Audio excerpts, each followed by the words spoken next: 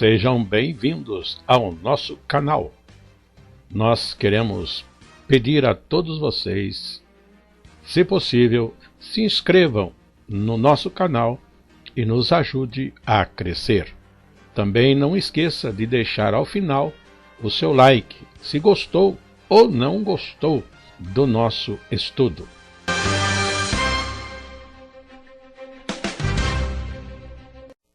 O programa a seguir é de inteira responsabilidade de seus idealizadores e apresentadores. Nessa oportunidade já estamos na lição de número 4 e o nosso assunto tem o título A Fidelidade de Deus durante a Provação. Nesta sequência da lição 4, temos proposto em Daniel capítulo 3, os versos 13 a 26, como leitura bíblica em classe.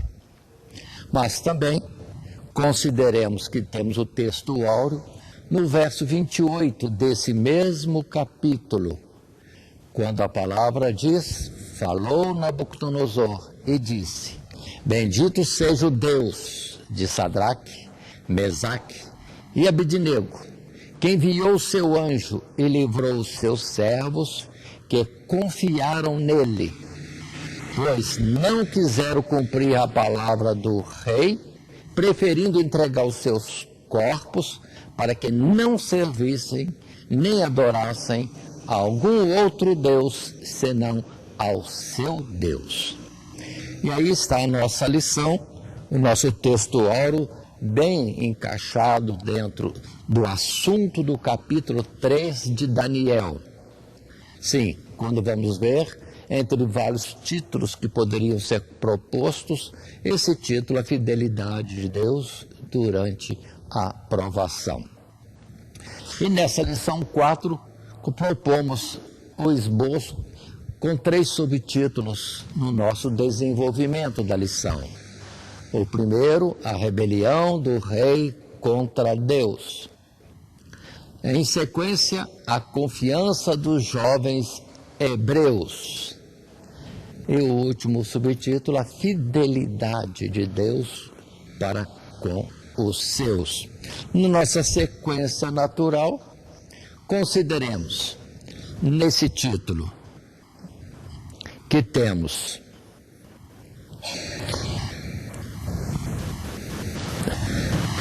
na nossa lição número 4, a fidelidade de Deus. Então, estudaremos o único episódio narrado por Daniel, envolvendo diretamente apenas seus companheiros do cativeiro e no temor ao único Deus verdadeiro. Veremos como eles também se destacaram na coragem para resistir ao pecado e na confiança de que o Senhor atenta para aqueles que o temem. Essa é a nossa lição. Para estudarmos essa lição número 4, chamamos a atenção de que temos uma lição anterior, a de número 3, que tratou do sonho de Nabucodonosor e que, em síntese, referia-se à resposta que Deus lhe dava quando ele, deitando-se à noite na sua cama, vieram os pensamentos, o que seria no tempo seguinte.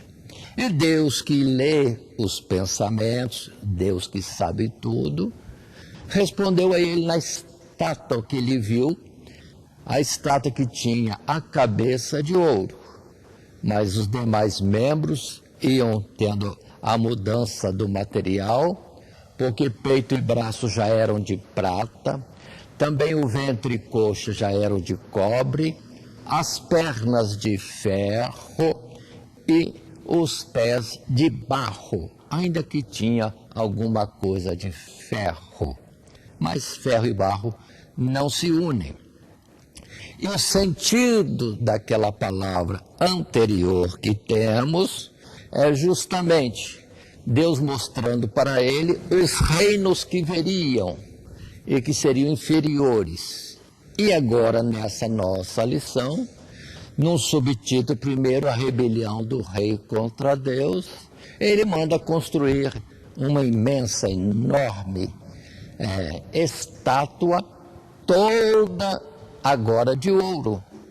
Como querendo dizer, entendamos, que se Deus falou que a cabeça seria de ouro e as demais partes iam definhando, diminuindo na sua qualidade até não ser nada como o barro, ele, em soberba, em rebelião, comanda construir uma enorme estátua, toda ela de ouro, como querendo se perpetuar no poder, porque tinha sido dito que a cabeça era ele, mas logo depois viriam outros reinos em substituição ao seu reinado. E assim, tomemos no capítulo 3 de Daniel, os primeiros 7 versos que queremos estar lendo contigo. Tome sua Bíblia para ler conosco.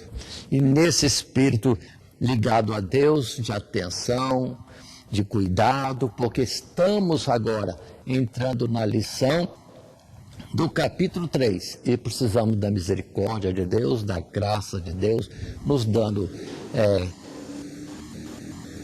a inteligência, o entendimento que nós precisamos e depois a aplicação disso no nosso viver.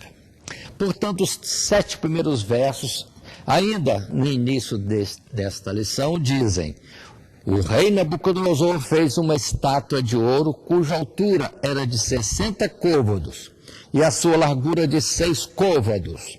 Levantou-a no campo de Dura, na província de Babilônia.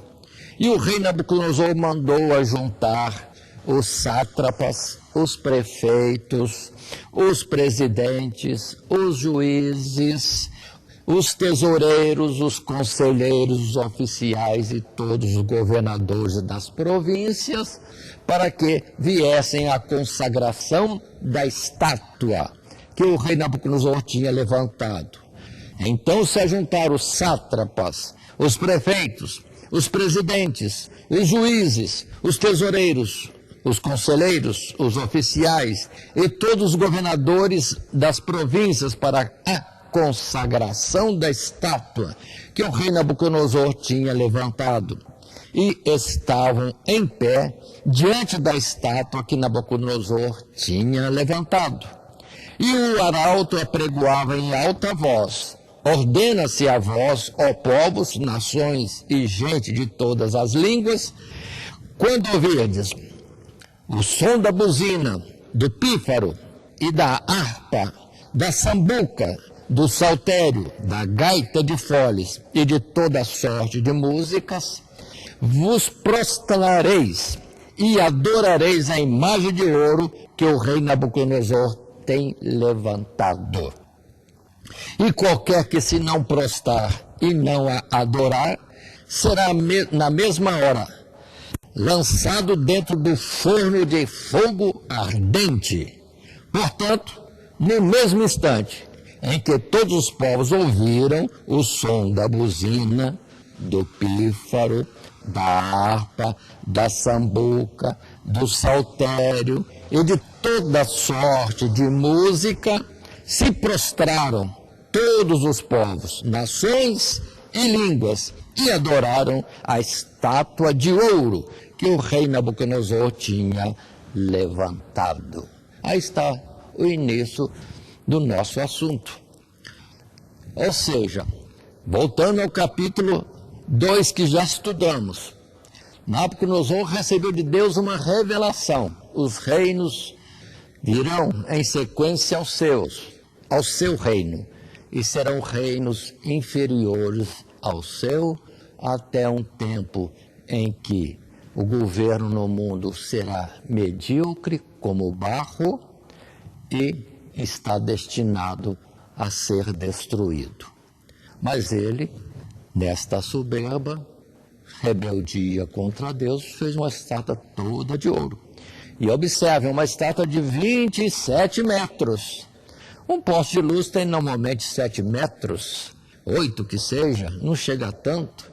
E observem que a estátua tinha 27 metros, 4 vezes mais de altura do que um poste, e com cerca de 2,7 metros de diâmetro, digamos assim. Então era uma estátua imensa, e no poder também aquisitivo do ouro era de grande valor. E Nabucodonosor estava colocando isso como um Deus para todos os povos.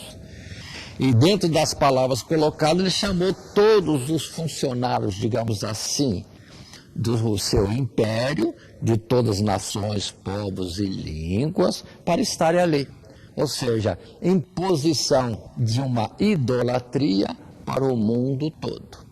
Este assunto para nós é importante, porque isso foi feito por Nabucodonosor e, na verdade, foi o procedimento de todos os demais impérios e governos no passado, que cada um constituía a sua idolatria, que é, na verdade, quebra do primeiro e segundo mandamento de Deus. Mandamento esse que já estava na face da terra, e de que Nabucodonosor poderia muito bem estar ciente, mas rejeitando Deus verdadeiro, seguia os deuses do seu povo, da sua nação, dos seus pais, segundo a sua tradição. E agora impondo esse governo para o mundo. E conforme está em Apocalipse também, vamos ter essa sequência natural, que no fim dos tempos, que é agora esse tempo em que o mundo, os que governam, impõem para o povo um sistema de vida diferente do Deus Criador dos céus e da terra. Portanto, essa lição é importantíssima, nos coloca diante da realidade da nossa existência, da nossa forma de agir. Mas indo no nosso primeiro subtítulo, uma primeira também parte dentro desse subtítulo. A rebelião do rei contra Deus. Entendamos isso. Na sequência que temos a falar, observem, após a revelação do capítulo anterior, que já falamos por 2 vezes, até precisamos ligar isso, o capítulo 2, o rei Nabucodonosor mandou fazer essa grande estátua, diferente daquilo que Deus tinha mostrado. Muitos de nós achamos que nossos dias vão melhorar e que nós vamos ter um paraíso na terra. O homem está vivendo para si, é mesquinho, e não entende que é criatura e que deve a sua existência a um Criador, e na naturalidade e direito de um Criador, de um Deus Todo-Poderoso, saber para quê, qual o objetivo desse Deus ter nos criado, o que Ele quer de nós na nossa existência nesse mundo. Mas os homens vivem para si, e com isso há sempre uma atuação mesquinha, e chega a esse ponto que o homem prefere a si mesmo acima de todas as coisas. Não importa muito esposa, não importa os filhos, não importa a fidelidade, princípios, nobreza alguma das coisas que podem ser nobres neste mundo ou que eram no passado, porque querem tudo para si. Ou seja, vivemos um tempo que o homem está soberbo demais. E aí temos Nabucodonosor fazendo essa grande estátua, mostrando que quer se colocar, se impor, contrário àquilo que Deus falou. Ou, como estávamos falando, os dias para frente são piores, até a destruição deste mundo. Porque Deus nos criou neste mundo como um processo de preparação para uma outra existência. Aqui é escola, aqui é estágio, e quem for aprovado alcançará o outro tempo, mas fora disso, não. Ficaremos só com essa dispensação de vida assim limitada. Nascemos, crescemos, parece que vamos subir sem limite, mas a curva logo entra em decadência e pronto, em vez de ascender, descendemos e vamos partindo para o pó outra vez. Essa é a realidade. E no que Nabucodonosor se levantou contra, colocando uma forma na sua ideia de como deveria ser, diferente de Deus. Quem pode colocar um plano melhor do que o de Deus? Não é plano ruim ele acabar com este universo, porque tem algo melhor depois. Nós é que temos que nos encaixar no propósito de Deus, que é justamente passarmos nessa prova, entendermos o plano de Deus, conhecermos a Deus, sim, aí sintonizarmos com Ele, parelharmos com Ele na caminhada e chegar aprovado no tempo da existência a nós proposto. Então, compreendamos e sigamos nesse subtítulo, numa segunda parte. Então, essa estátua representa a rebelião do rei babilônico contra o domínio absoluto de Deus. Em outras palavras, ele não consegue aceitar a verdade revelada no sonho que teve, que um Deus que ele nunca conheceu seja mais poderoso que os seus deuses, dispondo dos reinos deste mundo conforme a sua vontade, entregando o poder a quem ele quer. Nós estamos no capítulo 3, e essa situação vai ser repetida depois. Teremos a continuidade do estudo no capítulo 4, que isso vai ser outra vez colocado para Nabucodonosor, porque ele ainda continua resistindo à atuação de Deus para que ele entenda e venha a crescer numa verdade que está sobre todos nós. Há um Deus acima de tudo e nós existimos por dependência dele e seremos bem-sucedidos se nos encaixarmos naquilo que ele quer a nosso respeito.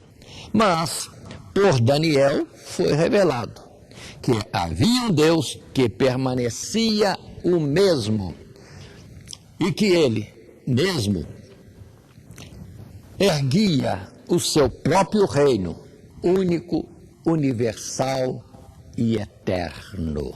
Isso que é importante também. A todos nós compreendemos. O reino de Deus não virá. Muitos estão dizendo que o reino de Deus virá. Não virá, porque já está presente. Desde os reinos e impérios mais antigos, o reino de Deus está na face da terra, crescendo, operando, manifestando-se e ensinando ao mundo uma verdade que não conheciam. Porque o nosso Deus não é de carne, não é físico, não é material, não é ouro, não é prata, não é isopor nem gesso. Ele é espírito e está presente por todo lugar, assim como o ar que ocupa todos os lugares. É isso que Deus estava ensinando.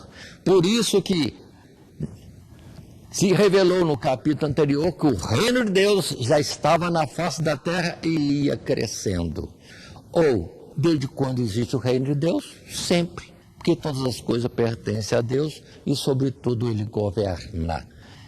Sim, e observemos que no tempo ainda de Moisés, no tempo do povo de Israel no deserto, Balaão, o profeta, que coisa maravilhosa esse profeta, porque ele via as coisas de olhos abertos, ou seja, ele abrindo os olhos, e quando ele tinha a revelação de Deus, ele não via o que estava na frente dos seus olhos físicos, ele via aquilo que era espiritual, que era de Deus. Mas ele disse que havia um rei em Israel, em pleno deserto, e que o povo se alegrava diante desse rei. Portanto, o reino de Deus está na face da terra. E por isso que Jesus disse, João Batista já dizia, e depois os discípulos continuaram falando, e até hoje deve ser falado, que o homem precisa se arrepender dos seus erros, se voltar para Deus, porque o reino de Deus já está no mundo, é chegado a vós, é presente o reino de Deus. Mas continuemos na nossa lição, atentando ainda que é uma característica normal do homem, uma insensatez dele, sempre está querendo colocar-se o homem na independência de Deus, como se pudesse viver sem Deus. Isso não é impossível. Ninguém sabe onde é que está a vida, não existe um remédio de 500 miligramas de vida, ou que seja mais, não, a vida está, ou deixa de estar conosco, porque desde o princípio, em Gênesis capítulo 2, foi revelado, Deus deu ao homem o fôlego de vida, mas disse que chegaria o tempo de ser retirado. Aí está capítulo 3, verso 19 de Gênesis. Ou então vamos para Eclesiastes capítulo 12, verso 7, quando Salomão agora na sua sabedoria diz que o pó voltará ao pó como era e o Espírito de Deus, o fôlego de vida de Deus que está em nós, será retornado para Deus.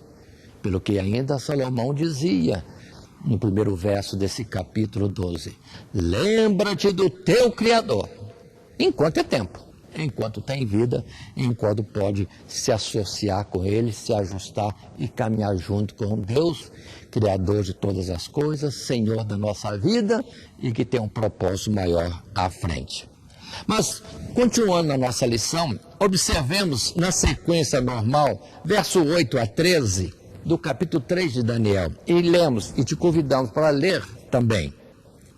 A palavra diz: ora, no mesmo instante se chegaram alguns homens caldeus e acusaram os judeus, e falaram e disseram ao rei Nabucodonosor: ó rei, vive para sempre. Tu, ó rei, fizeste um decreto pelo qual todo homem que ouvisse o som da buzina, do pífaro, da harpa, da sambuca, do saltério, da gaita de foles e de toda sorte de música, se prostraria e adoraria a estátua de ouro. E qualquer que se não prostrasse e adorasse, seria lançado dentro do forno de fogo ardente. Há uns homens judeus que tu constituíste sobre os negócios da província de Babilônia, Sadraque, Mesaque, Abednego. Esses homens, ó rei, não fizeram caso de ti, a teus deuses não servem, nem a estátua de ouro que levantaste adoraram. Então Nabucodonosor, com ira e furor, mandou chamar Sadraque, Mesaque e Abednego. E trouxeram a esses homens perante o rei. Aí está a nova situação que nós temos. Nabucodonosor determinando isto, e temos alguns jovens judeus, 3, naquela multidão de gente, de funcionários públicos do Império Antigo, o Império Caldeu. Mas o que estava acontecendo, que Nabucodonosor estava fazendo, estava escrito no Salmo 2. Podemos ver no Salmo 2 os versos 1, 2 e 3, que colocam para nós, e é importante que isso é coisa antiga, não é coisa de agora, desde os tempos antigos já se falava sobre isso, quando se diz, verso 1, porque se amotinam as nações e os povos imaginam coisas vãs, os reis da terra se levantam e os príncipes juntos se mancomunam contra o Senhor e contra o seu ungido, dizendo, rompamos as suas ataduras e sacudamos de nós as suas cordas. Ou seja, o homem querendo livrar-se do governo de Deus, do domínio de Deus, da sua administração, da sua vontade, daquilo que ele já estabeleceu. O verso 11 vem o conselho de Deus. Servi ao Senhor, Deus, com temor e alegrai-vos com tremor. Beijai o filho, para que se não ire e pereçais no caminho, quando em breve se inflamar a sua ira. Bem-aventurados todos aqueles que nele confiam. Então, Deus já tinha avisado. Deus olha os homens, as autoridades, os que acham que são alguma coisa, e olha para eles. Vocês estão querendo viver para si mesmo, enquanto você não tem poder para vir resistir e nem para se manter resistindo. Depende de Deus. Por isso, subordine-se a Deus, porque senão chegará o tempo em que Ele vai retirar a vida, porque já está determinado. Tu és pó e ao pó has de tornar. Ele deu vida, mas é limitado. Antes que termine vamos estar de acordo com ele, agradando, obedecendo, porque há promessas gloriosas, porque lugar nosso de existência, que Deus prevê, Deus planeja, que Deus projetou, não é neste mundo, mas nos lugares celestiais. Mas aí observe outra vez como uma lição importante, essa lição do capítulo 3 de Daniel, porque é a mesma coisa que nós estamos vivendo agora, e que está agora previsto e colocado lá, em Apocalipse, no capítulo 13.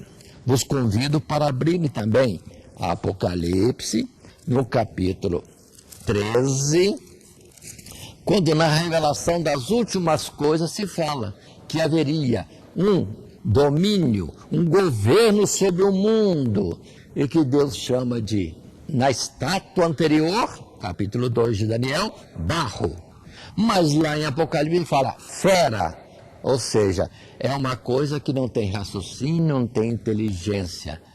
Sim, o mundo hoje está assim, sem inteligência, e fazendo coisas como se pudesse resolver.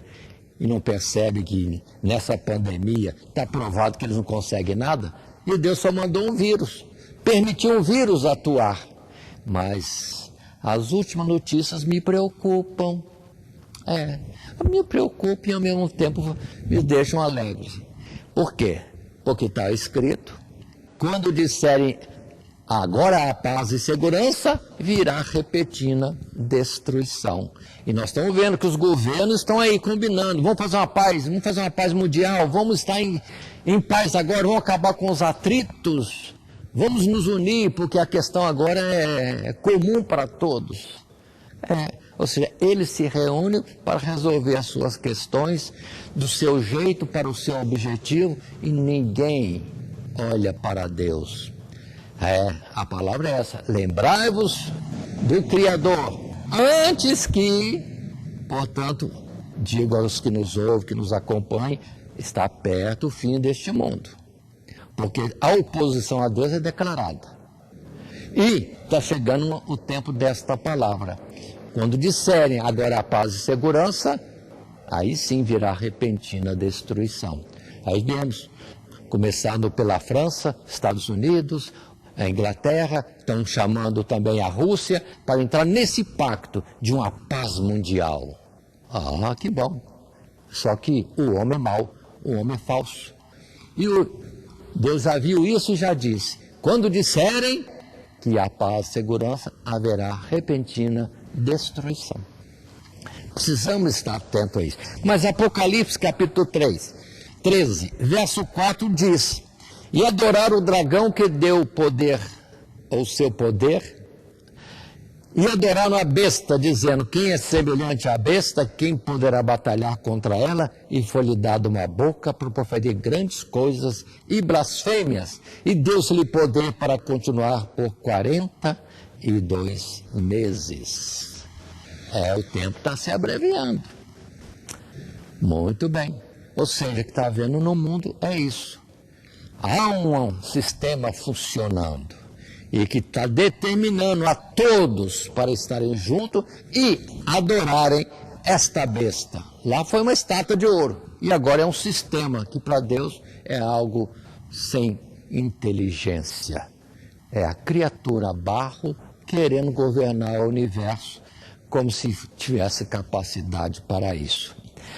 Muito bem, continuando ainda no verso 12, nós lemos que esse poder, esse governo, exerce todo o poder da primeira besta na sua presença e faz que a terra e os que nela habitam adorem a primeira besta cuja chaga mortal fora curada. São textos difíceis. E continuando mais ainda, no verso 15 do capítulo 13 está escrito, e foi-lhe concedido que desse espírito à imagem da besta, para que também a imagem da besta falasse, e fizesse que fossem mortos todos os que não adorassem a imagem da besta. Observe o sistema no mundo, que a ideia é igualzinha na Nabucodonosor, ou faz o que nós estamos mandando, ou é morte. Sempre foi assim. Dominadores colocam a sua vontade e quem for contrário é eliminado. E assim foi sempre em reinos passados, no comunismo também, vamos dizer no capitalismo, também na parte religiosa, ou a minha religião deve ser aceita, que é a certa, e as outras têm que ser destruídas. Mas ninguém entende que todos estão desunidos em si mesmo e se confundem, porque os mesmos argumentos que têm em seu favor, outros também têm em seu favor, e com isso todo mundo se coloca à parte como sendo donos da verdade e se degladiando.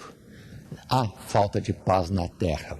Mas aí está Nabucodonosor determinando este assunto, que todos venham adorar a estátua que ele fez, ou seja, representativo do seu domínio, do seu governo, ou seu sistema de governo na terra, rejeitando a existência de Deus e o seu verdadeiro domínio sobre cada um de nós, individualmente ou na forma coletiva e total mesmo.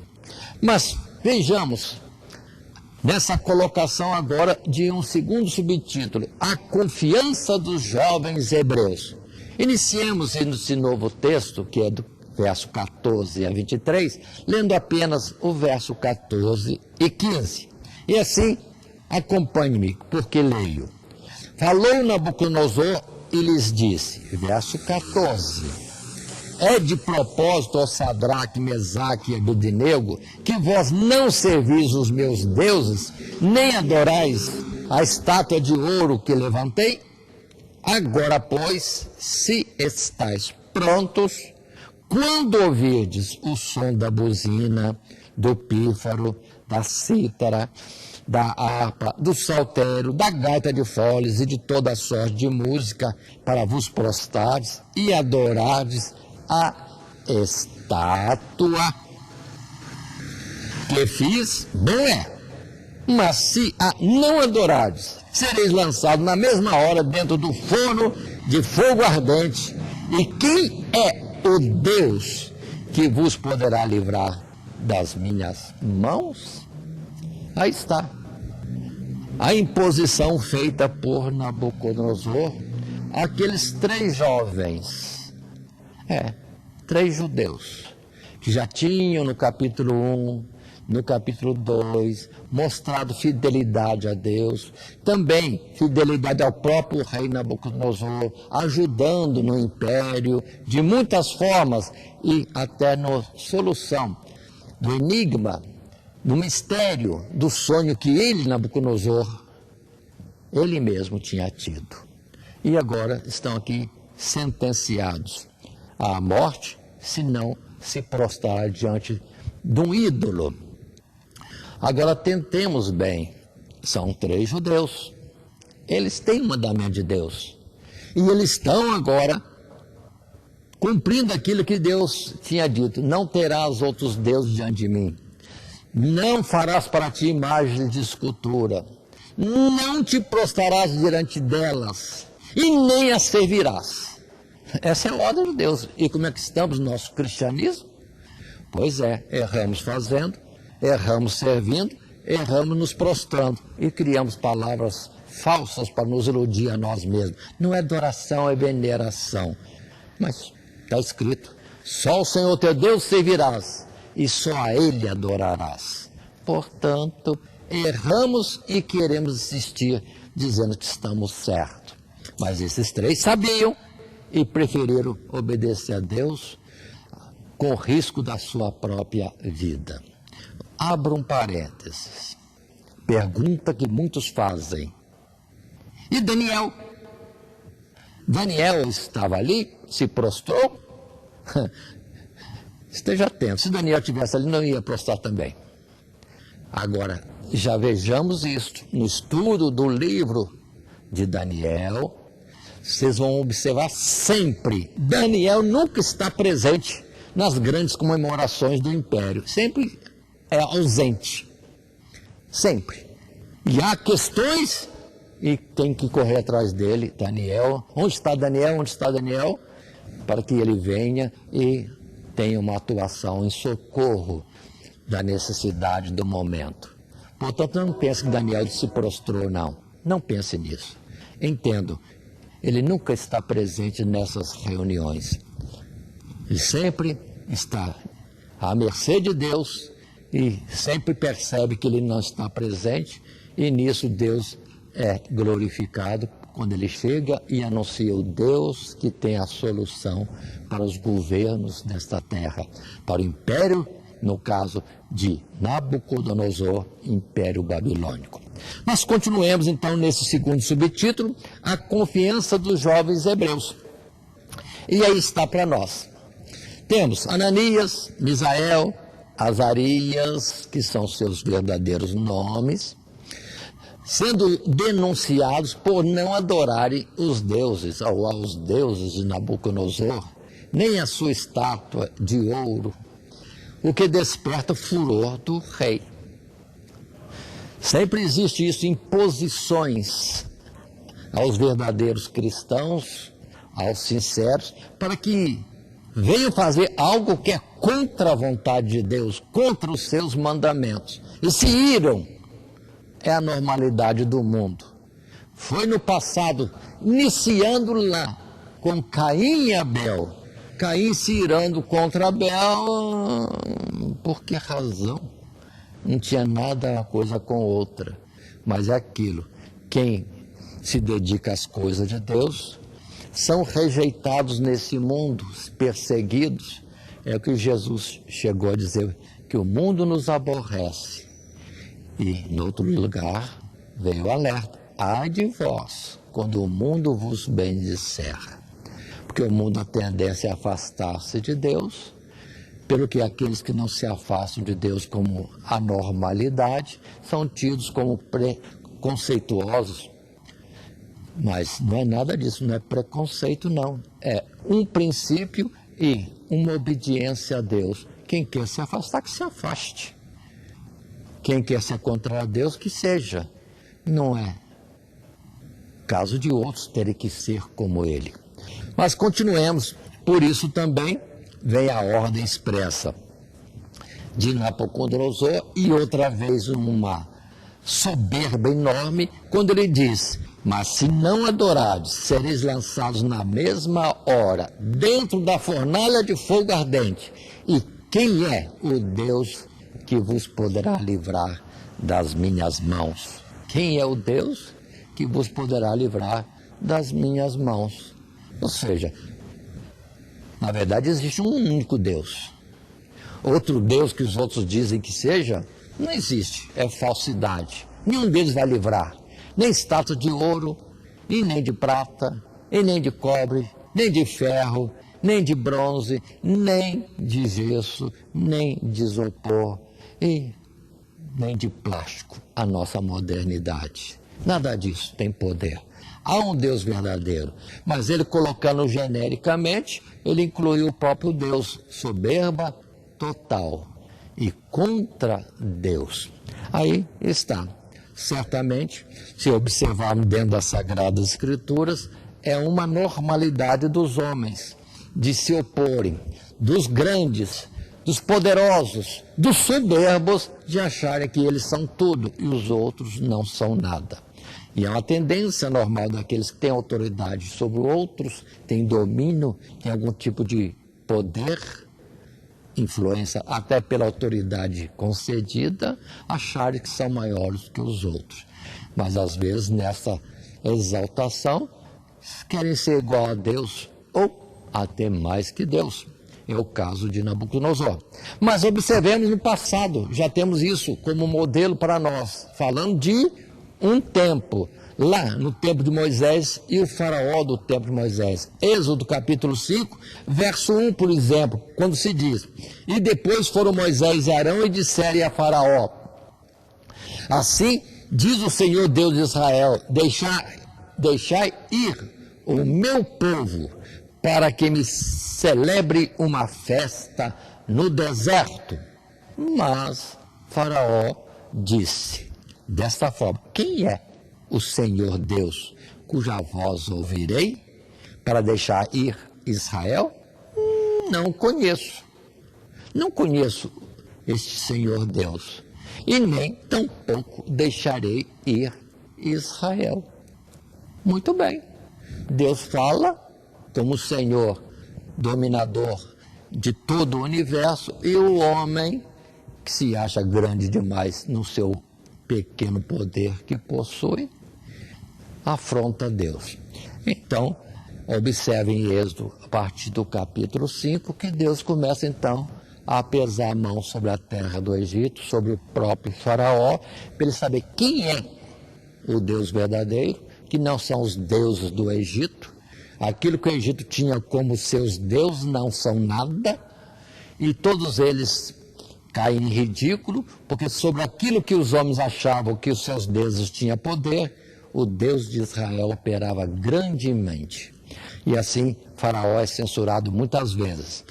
Exemplo, no capítulo 9, no verso 13, quando então temos: então disse o Senhor a Moisés, levanta-te pela manhã cedo, põe-te diante de Faraó e diz, assim diz o Senhor, o Deus dos hebreus, deixa aí o meu povo para que me sirva, porque esta vez enviarei todas as minhas pragas sobre o teu coração e sobre os teus servos e sobre o teu povo, para que saibas que há um Deus, ou que não há outro Deus como eu em toda a terra. É Deus se apresentando como Deus único.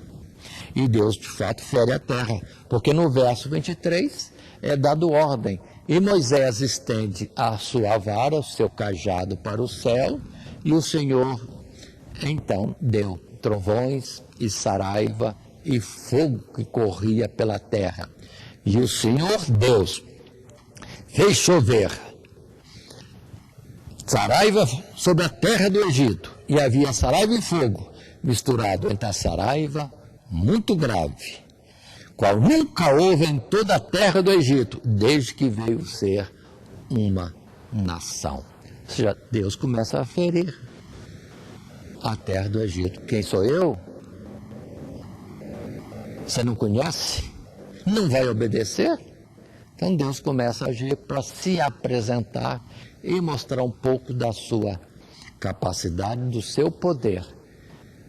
Tanto assim que depois no versos 27 e 28 nós temos então o Faraó mandando chamar a Moisés e Arão e disse-lhes, desta vez pequei, o Senhor Deus é justo, mas eu e o meu povo ímpio, orai ao Senhor Deus, para que cesse ou baste a ferida sobre a terra do Egito.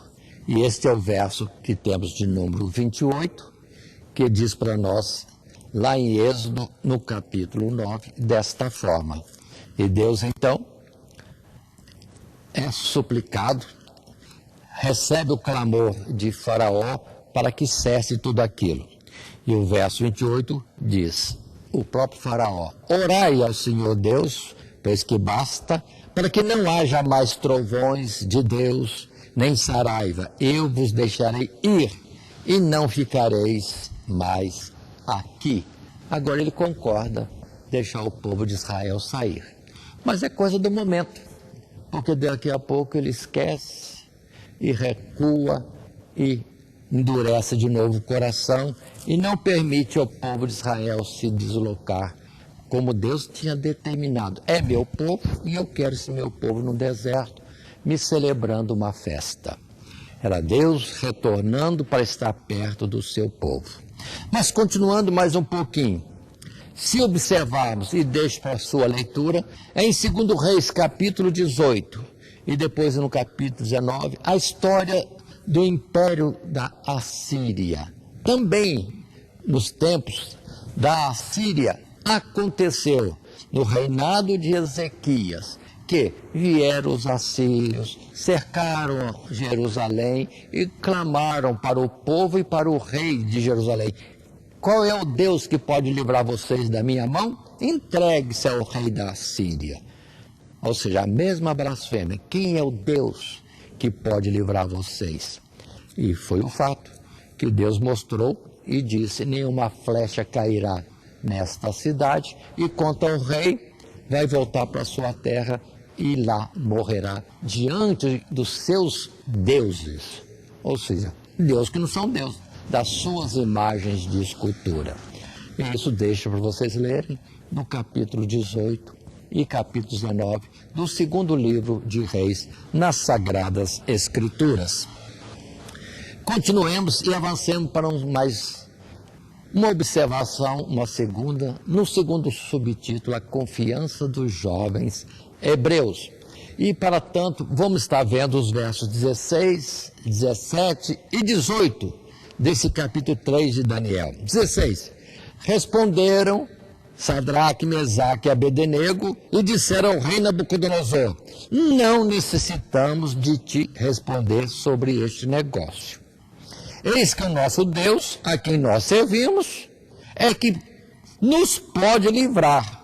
Ele nos livrará do forno de fogo ardente e da tua mão, ó rei. E se não, fica sabendo, ó rei, que não serviremos a teus deuses, nem adoraremos a estátua de ouro que levantaste. Observem a resposta clara desses homens diante do rei. Não, de forma nenhuma faremos isso. Não adoraremos. E assim, observe a resposta clara, decisiva, que alguém poderia dizer que foi sem respeito. Mas coloque outro lado, e é a verdade. Eles foram categóricos, tomaram posição. Não vamos nos prostrar diante de uma imagem de escultura. Nem que o imperador fez, nem que seja de ouro. Não faremos isso. Não desobedeceremos de forma nenhuma a Deus. É isso que disse. Que eles disseram de forma categórica. Portanto, vamos entender isso. Eles não foram frágeis na palavra, foram firmes, tomaram posição. Não nos prostraremos. E, ainda mais, vão dizer que, se Deus quisesse livrar, seriam livres. Mas se Deus não quisesse livrar, eles também não prostrariam. Ou seja, acima de tudo, fidelidade e obediência a Deus, e não receio de algum dano ou até mesmo a morte. Porque já tinham entendido que o poder sobre todas as coisas, a vida e a morte, está na mão de Deus. É o mesmo Deus que dá a vida e pode tirar, trazendo a morte. Como pode fazer voltar a vida para aquele que está morto. E no caso deles, eles disseram: não vamos desobedecer a Deus. É determinado não ter outro Deus diante do Deus verdadeiro, o Deus que é o Jeová, o Yahvé, o Deus de Abraão, Isaque e Jacó. E também é dito que não é para fazer imagem de escultura, não é para se prostrar diante dela, não é para servir a ela. Pronto. E eles ficaram firmes nesse propósito. Assim, vamos estar certos. Era mais importante obedecer a Deus e testificar para aquele rei que importa, é principal ou prioritário obedecer a Deus. Agora, os homens, se possível, depois, mas nunca contrariando uma vontade já expressa por Deus.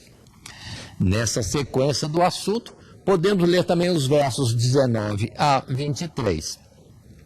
Mas antes de nós lermos os versos 19 e 23, lembremos da palavra de Pedro e João, que também foram uma vez ameaçados pelos homens e pelos religiosos.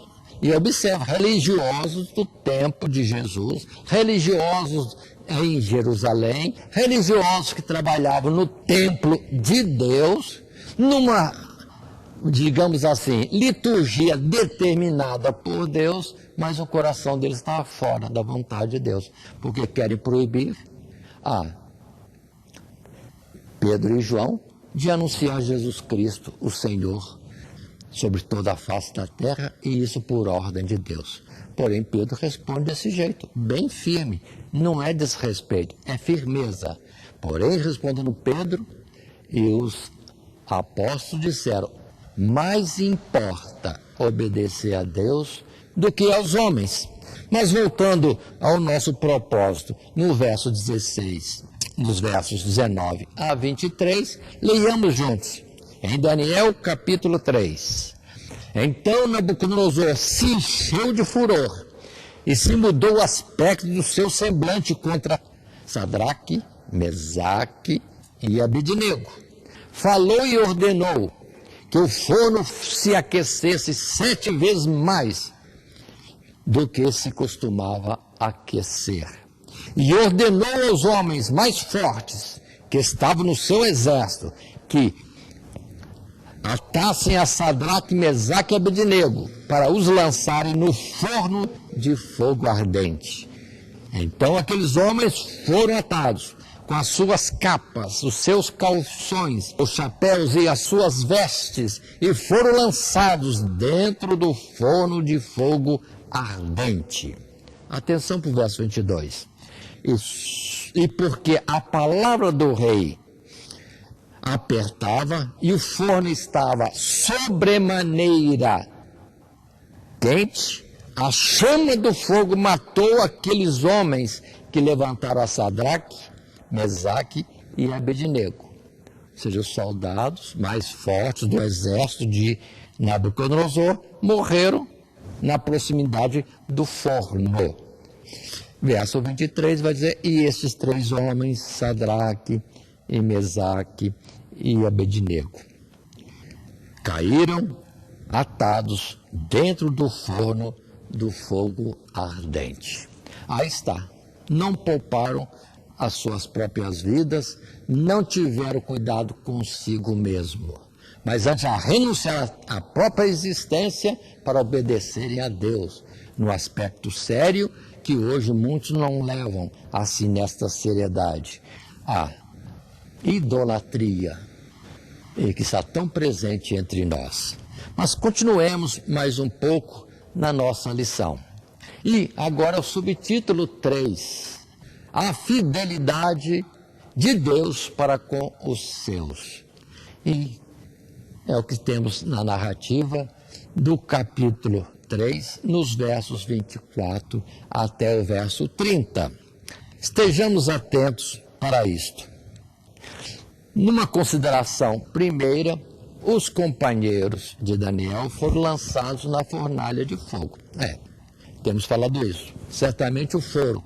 Mas o livramento foi maravilhoso, muito mais do que se tivesse Deus operado alguma coisa antes.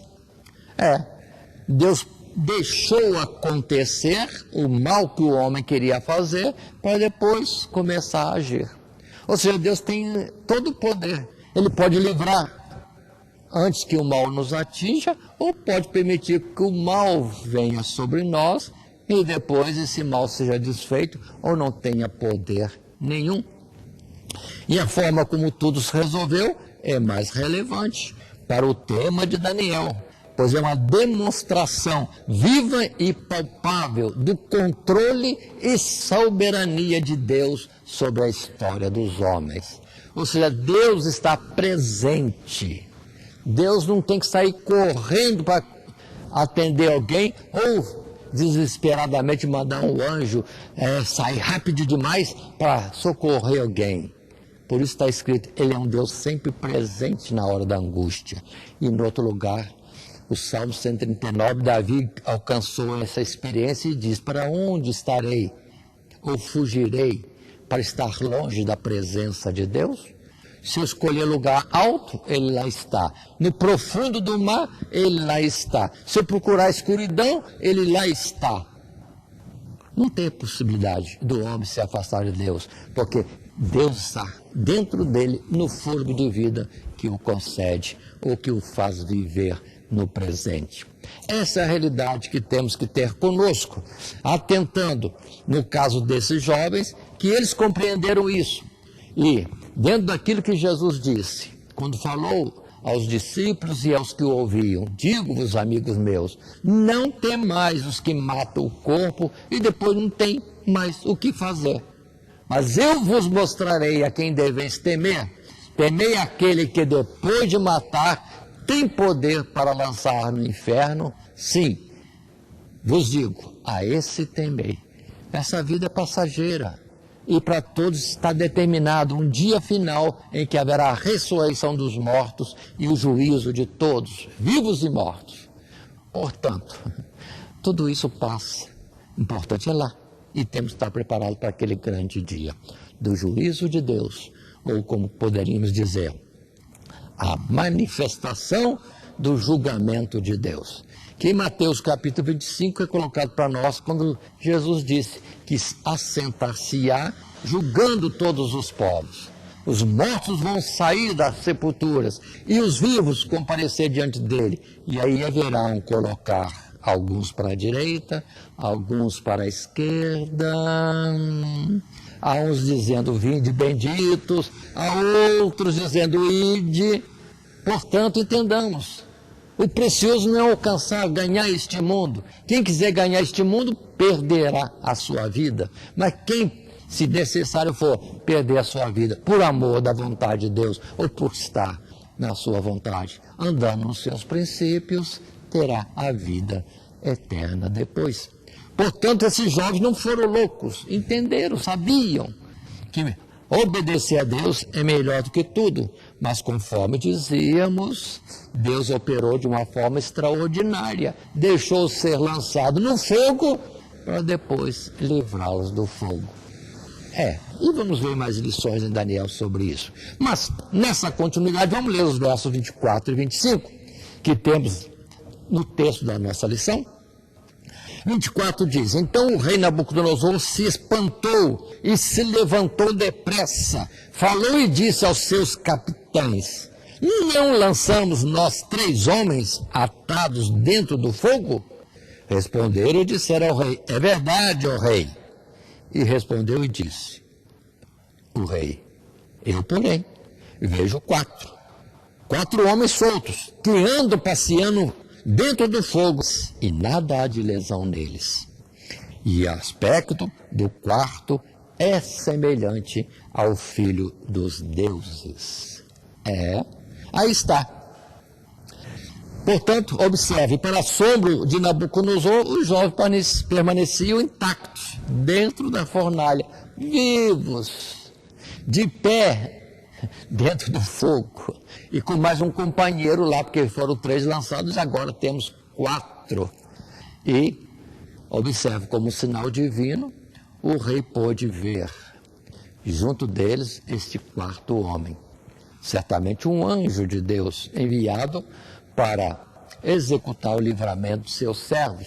E o próprio rei Nabucodonosor entendeu e disse: vejo um que parece filho de Deus, e é um anjo de Deus, um enviado, mensageiro para livrá-los. Agora pare um pouquinho. Os fortes soldados que lançaram esses 3 jovens morreram fora, enquanto que eles, dentro do fogo, estavam caminhando na fornalha. A sequência normal é essa: chamados para fora e examinados. Todos os presentes constataram a perfeição do livramento divino. Não viram nada. Ou seja, fogo. Olha as roupas, não queimou nada. O cabelo, não queimou nada. Tudo estava intacto. E puderam entrar, caminhar no fogo, sair do fogo, sem nem cheiro de fumaça. Esse é o poder de Deus. Isso foi o que todos viram. Quem é que viu mesmo? Se nós fôssemos ler o início lá do capítulo 3, no verso 2, por exemplo, porque o rei reuniu os sátrapas, ou seja, vice-reis, governantes de governadores. Essa é uma colocação, um nome para autoridades naquele tempo antigo do Império Caldeu e depois, em particular, Medo-Persa. Mas prefeitos, presidentes, juízes, tesoureiros, conselheiros oficiais, governadores das províncias e a multidão de gente. Os principais do mundo, do Império Mundial, estavam ali e todos viram. 3 julgados, agora tem 4. Os 3 não se queimaram. O que aconteceu? Pronto. Aí vem a glorificação do nome de Deus, porque Nabucodonosor lança um novo decreto. É uma nova expressão de reconhecimento do Deus Altíssimo. E agora declarado no decreto de que há um Deus, sim, o Deus que ele já tinha tido conhecimento no capítulo 2, mas não levou em conta, esqueceu. Agora ele pode dizer, o Deus de Sadraque, Mesaque e Abednego é o Deus que é acima de todos os deuses, é o Deus que tem poder de livrar alguém da capacidade destruidora do fogo. Observe, Deus permitiu serem lançados para livrar. Deus pode permitir a morte e depois devolver a vida. Por que não? E essa é a promessa dele. Nesse mundo existimos e morreremos, mas teremos a vida para o dia do juízo. Portanto, vamos olhar mais para o dia do juízo e não para as coisas deste mundo e nos apegarmos às coisas deste mundo e estarmos despreparados aos olhos de Deus, não andando segundo o seu querer, os seus mandamentos. Mas, partindo da frente, para terminarmos este texto, esta lição, que agora está no terceiro subtítulo, a fidelidade de Deus para com seus, Deus livrando, porque quis livrar. Se não livrasse, nós iríamos ver esses 3 jovens só no dia do juízo final e aprovados para a vida eterna. Mas aqui agora, verso que nós estamos colocando 26 em diante, do capítulo 3, diz para nós as escrituras desta forma. Então se chegou Nabucodonosor à porta do forno de fogo ardente, falou e disse, Sadraque, Mesaque e Abednego, servos do Deus Altíssimo, saí e vinde. Então Sadraque, Mesaque e Abednego saíram do meio do fogo. E ajuntaram-se sátrapas, os prefeitos, os presidentes, os capitães do rei, contemplando estes homens, e viram que o fogo não tinha tido poder algum sobre os seus corpos. Nem um só cabelo da sua cabeça se tinha queimado, nem as suas capas se mudaram, nem cheiro de fogo tinha passado sobre eles. Falou Nabucodonosor e disse, bendito seja o Deus de Sadraque, Mesaque e Abednego, que enviou seu anjo e livrou seus servos que confiaram nele, pois não quiseram cumprir a palavra do rei, preferindo entregar os seus corpos, para que não servissem nem adorassem algum outro Deus, senão ao seu Deus, o verdadeiro Deus, que esses 3 jovens conheciam, ou seja, o Deus de Abraão, Isaque, Jacó, e agora que nós conhecemos mais ainda como o Deus de Cristo Jesus, o unigênito daquele que é o Criador de todas as coisas. Continuando ainda no verso 28, falou Nabucodonosor e disse, seja Deus, o Deus de Sadraque, Mesaque e Abednego, bendito, que enviou o seu anjo e livrou os seus servos que confiaram nele, pois não quiseram cumprir a palavra do rei. Agora ele entendeu. Não foi desobediência, foi fidelidade a alguém maior. Isso que precisamos entender nesse verso 28. E diz ainda assim, e o Deus deles enviou o seu anjo e os livrou seus servos que confiaram nele, pois não quiseram cumprir a palavra do rei, preferiram entregar os seus corpos. Não amaram as suas próprias vidas. É um ponto importante para que não servissem nem adorassem algum outro Deus.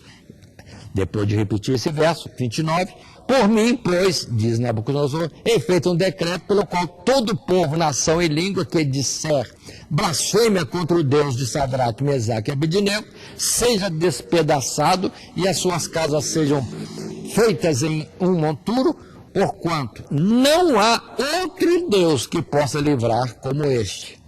Então o rei fez prosperar a Sadraque, Mesaque e Abednego na província de Babilônia. Aí está o nosso texto, a nossa lição se concluindo nesse verso último. Agora sim, observem por favor isto. O mundo hoje está do mesmo jeito. alheio à vontade de Deus. E às vezes brincam com as coisas de Deus, zombam, profanam as coisas sagradas, mudam os princípios, mudam as leis de Deus de milhares de anos atrás e acham que estão sendo mais sábios. Estão enganados, achando que a sua tecnologia é eficaz. Aí está a prova. E após isso, Deus pode mandar mais alguma coisa. Ou seja, o homem é pó. Tem que cair na realidade. Tu és pó. É que se diz nas Sagradas Escrituras, os profetas falaram, sábios falaram, que o homem é pó. E ele precisa estar mais atento ao seu Criador, aquele que o sustenta em vida. É a realidade de hoje que nós estamos vendo. Todo mundo agindo como se Deus não existisse. Vão cuidar de nós porque não tem quem cuide ou trabalhe por nós. Enquanto Deus diz, clama a mim e responder-te-ei. Ou em outro lugar, vinde a mim, todos vós estáis cansados, oprimidos, doentes, aflitos, inquietos, preocupados, e eu, disse Jesus, vos aliviarei. Mas, que dizer? Até os povos, as pessoas estão confiando mais nos recursos humanos do que, na verdade, procurar a Deus. Era para, neste momento de quarentena, todos nós estamos constantemente em reunião na nossa família, ou sozinhos na nossa individualidade, clamando a Deus, pedindo socorro-nos, livros desse vírus e dá-nos saúde e faz vir dias melhores para nós. Mas, entretanto, quantos estão em casa, desapercebidos, distraídos em distrações, na TV, nos jogos, nas novelas, nos filmes e tanta coisa, se não tiver mais alguma transgressão mais grave e direta contra Deus, como a idolatria, a prostituição, o adultério e tantas coisas que existem por aí. Pois é, Deus é juiz e de vez em quando ele se manifesta e essa manifestação momentânea é para despertar-nos. Lembremos, Deus sempre faz ao homem perceber a sua presença e o caminho errado que tem escolhido. Mas continuando, partindo para a nossa conclusão, encerrando, a lição final, principal que nós temos aqui desta aula é das mais essenciais das Escrituras. Antes temer a Deus do que aos homens, ainda que isso custe a própria vida. Amar a Deus sobre todas as coisas. Por isso que temos aquela máxima na Apocalipse: ser fiel até a morte e dar-te-ei a coroa da vida. Para nós, essa verdade está outra vez colocada nessa lição de Daniel, capítulo 3, com o título A Fidelidade de Deus durante a Provação. Lembremos que passamos nosso desenvolvimento da lição por esses subtítulos: a rebelião do rei contra Deus, a confiança dos jovens hebreus, a fidelidade de Deus para com os seus. E o nosso textual tão bonito, tão importante, que diz: falou Nabucodonosor e diz: bendito seja o Deus de Sadraque, Mesaque e Abednego, que enviou o seu anjo e livrou os seus servos que confiaram nele, pois não quiseram cumprir a palavra do rei, preferindo entregar os seus corpos para que não servissem nem adorassem algum outro Deus, senão o seu Deus. É o nosso verso 28 deste capítulo 3, alvo do nosso estudo. E assim encerramos. Que Deus nos abençoe. Amém. Todo dia, toda hora, muito mais prazer em ouvir. Radionet Grata Nova. O Web Rádio, a qualidade que faz a diferença, cada vez mais necessária. Rede Grata Nova de Evangelização. Acesse nosso site www.horadadecisão.com.br. Hora da Decisão, tudo junto, sem acento.